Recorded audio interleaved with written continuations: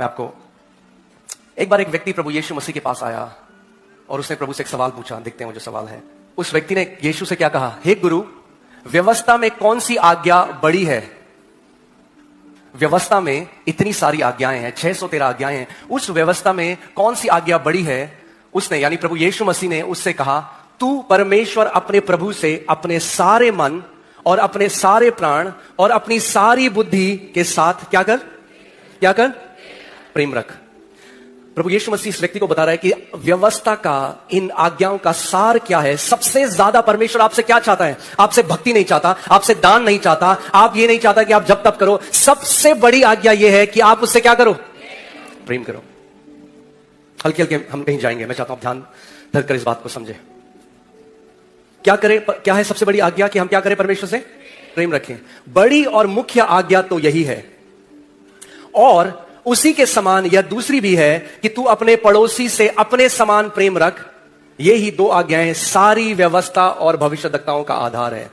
ये दो चीजें परमेश्वर मनुष्य से चाहता है। पहली कि हम क्या करें? हम परमेश्वर से प्रेम करें और हम एक दूसरे से प्रेम करें। ये सार है।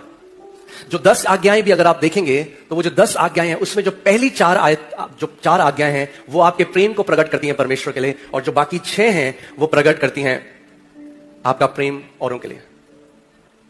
कहीं ना कहीं क्या हुआ है कि धर्म में हम जो मुख्य चीज है हमने उसको खो दिया है। हम करने के पीछे इतने चले गए, we went after doing that we forgot God's heart. हम पिता के हृदय को नहीं समझ पाए। हम बस करना चाहते हैं, बताओ क्या करना है, कितने दिन का उपवास करें, कितने घंटे प्रार्थना करें, मगर पिता का दिल जो है वो ये है कि आप उससे प्रेम करें।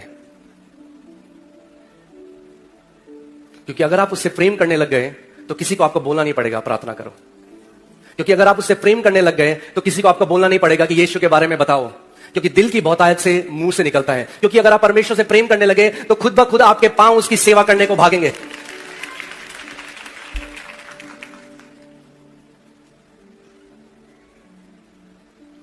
यहां देखिए क्या लिखा है, आपस के प्रेम को छोड़ और किसी बात में किसी कर्जदार ना हो, क्योंकि जो दूसरे से प्रेम रखता है उसी ने व्यवस्था पूरी की है। किसने की है व्यवस्था पूरी? जो दूसरे से प्रेम रखता है। क्योंकि वह यह है कि व्यभिचार ना करना, हत्या ना करना, चोरी ना करना, लालच ना करना, और इनको छोड़ और कोई भी आज्ञा हो तो सब का सारांश इस बात में पाया जाता है, अपने पड़ोसी से अपने समान प्रेम रख। प्रेम पड़ोसी की कुछ बुराई नहीं करता। इसलिए प्रेम रखना व्यवस्था को पूरा करता है। बाइबल कहती है love is the fulfilment of the law.